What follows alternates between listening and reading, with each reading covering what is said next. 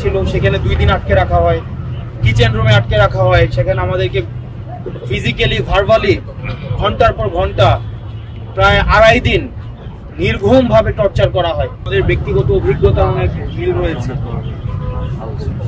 18 জুলাই যখন আন্দোলন বন্ধ করার জন্য আমাদেরকে উঠিয়ে নিয়ে যাওয়া হয় এবং রাষ্ট্রীয় ব্যবস্থাপনায় একটা নাটক মঞ্চস্থ করা হয় যে আমরা আন্দোলন বন্ধ করে দিয়েছি, এবং সাংবাদিক ডেকে নিয়ে এসে আমাদের বক্তব্যকে কেটে দিয়ে সেখানে আন্দোলন বন্ধ করে দেওয়া প্রচার করা হয়। এবং আমাদেরকে এই যে সেলগুলো, এগুলো আমাদের খুব পরিচিত, একই টাইপের। মৎস্য ভবনের কাছে একটা ছিল, সেখানে 2 দিন আটকে রাখা হয়, কিচেন রুমে আটকে রাখা হয়, সেখানে আমাদেরকে ফিজিক্যালি ভার্বালি ঘন্টার পর ঘন্টা প্রায় 2.5 দিন নির্ঘুমভাবে টর্চার করা হয় এবং আমাদেরকে বাধ্য করা হয় একরকম যে আমরা যেন আন্দোলন বন্ধ করে দিয়েছি সেই বার্তাটি দিতে, কিন্তু আমরা সেটি করিনি।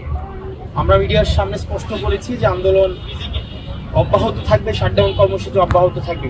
সেটির পরে মিডিয়াকে আমাদেরকে ফেস করানোর পরে আবার আমাদেরকে তুলে ক্যান্টনমেন্টে নিয়ে যাওয়া হয়, সেইখানেও সেফ হাউস খ্যাত আমাদের গিয়ে রাখা হয়। আমাদের যে একের পর এক আদায় এনসিপি তাহলে এই ভোটের রাজনীতি থেকে পিছিয়ে যাবে, সেটি খুবই স্পষ্ট।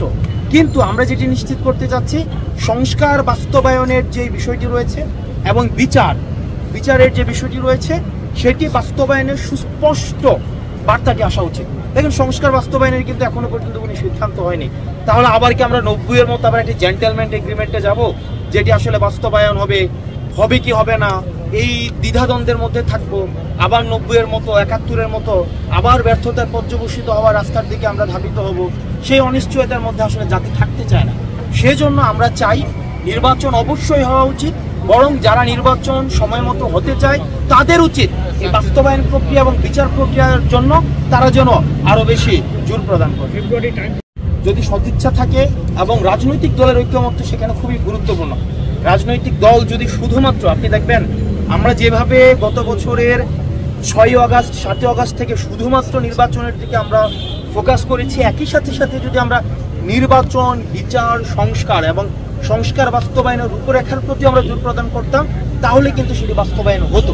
আমরা বিষয়টি এমন না যে নির্বাচন বিমুখ, নির্বাচন পিছিয়ে দিব, নির্বাচন সেটি না। নির্বাচন একটি গণতান্ত্রিক উত্তরণের জন্য অবশ্যই নির্বাচনের কোনো বিকল্প নেই, নির্বাচন হবে, অবশ্যই হতে হবে। কিন্তু সেটির আগে আমাদের কমিটমেন্ট প্রয়োজন, বাস্তবায়নের রূপরেখা প্রয়োজন, এবং সেটি লিগ্যাল ভিত্তি দিয়ে তারপরে নির্বাচনটি হতে হবে। এবং সেটি যদি লিগ্যাল ভিত্তি হওয়ার পরে যদি নভেম্বরে নির্বাচন হয়, ওয়েলকাম। ডিসেম্বরে নির্বাচন হলো ওয়েলকাম, ফেব্রুয়ারিতে হলো ওয়েলকাম, আমরা সেখানে সহায়তা করব।